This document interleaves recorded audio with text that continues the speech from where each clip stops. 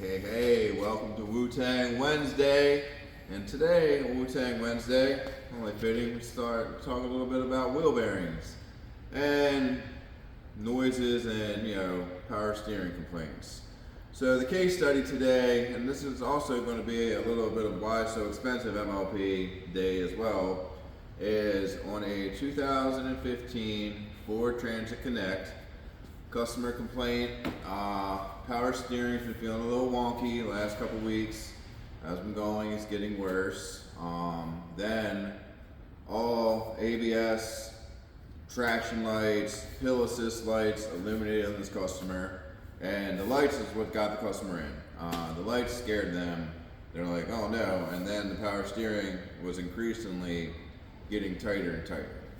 So unfortunately on this vehicle, what was going on is literally the wheel bearings were falling out of this vehicle.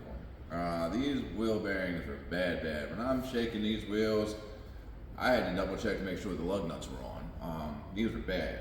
Right side being a lot worse than the left. But again, on this vehicle, this is the wheel bearing right here. This is the hub, and this is the wheel bearing on the inside. And if you look on the inside of that wheel bearing, that thing got hot. I mean, to the point where this should move pretty freely, and I can barely move this thing. And again, this thing got hot, superimposed hot. It got so hot that it melted. This is called the ABS wheel sensor.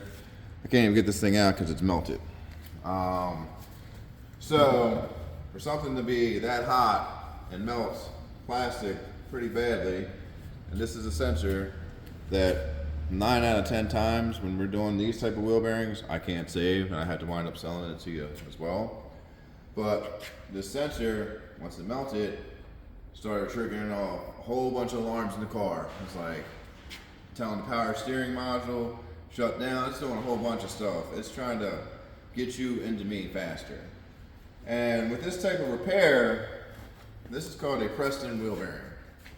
We have to remove what's called the steering knuckle or spindle. Every time we do one of these, we got to take it over to the press, and we got to take a lot of force to get these in and out.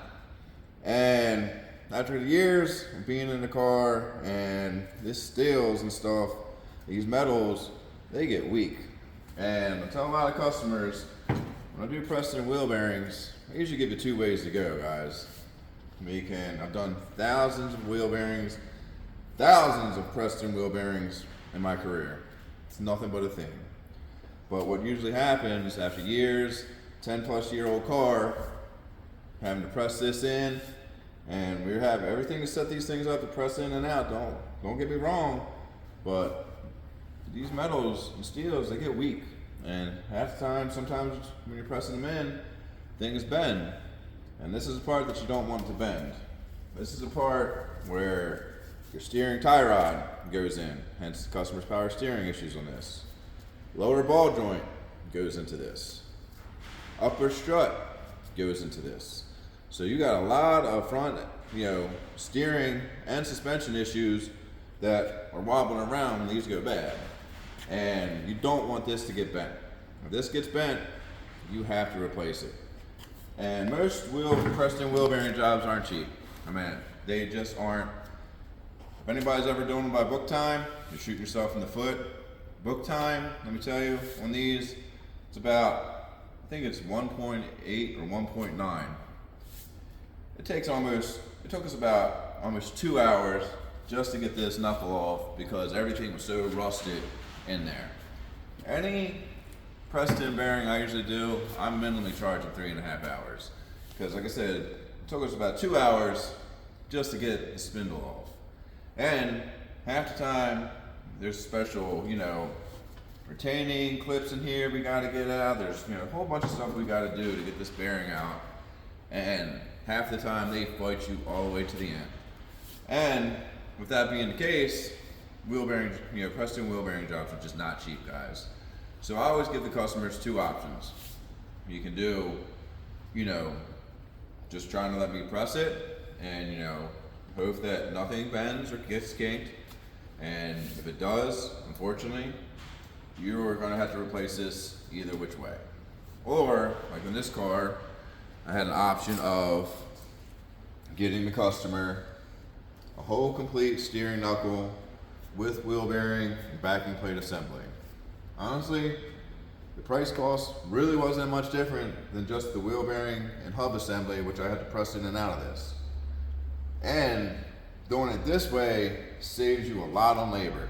So instead of, almost 7 hours complete labor to press them in and out, this customer is only looking about 4 to replace the whole thing, kit and caboodle.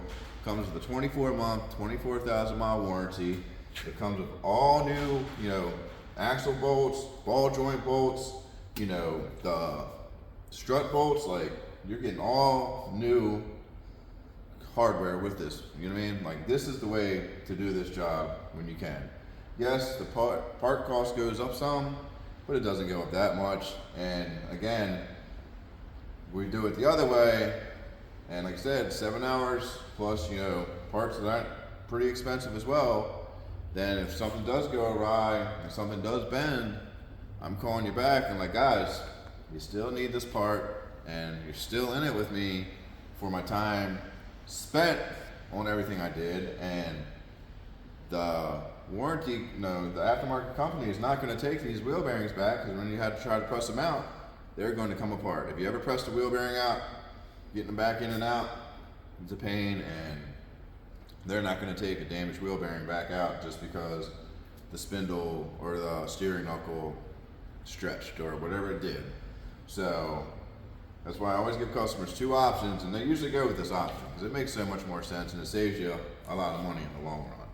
So that's why sometimes this stuff gets a little expensive, but sometimes when your car is talking to you guys, you want to listen to it, because the customer has been having this problem for a couple weeks. Then all of a sudden it became a real big problem where it was a safety concern. And once we get this back together, we still have to retest everything, make sure no other components were damaged, no other modules were damaged or anything like that. But again, the car's talking to you, best thing you can do for your safety and even for your bank account is get it into us sooner than later, because you keep going, it's going to keep getting worse. And the worst case scenario is this wheel could have came off.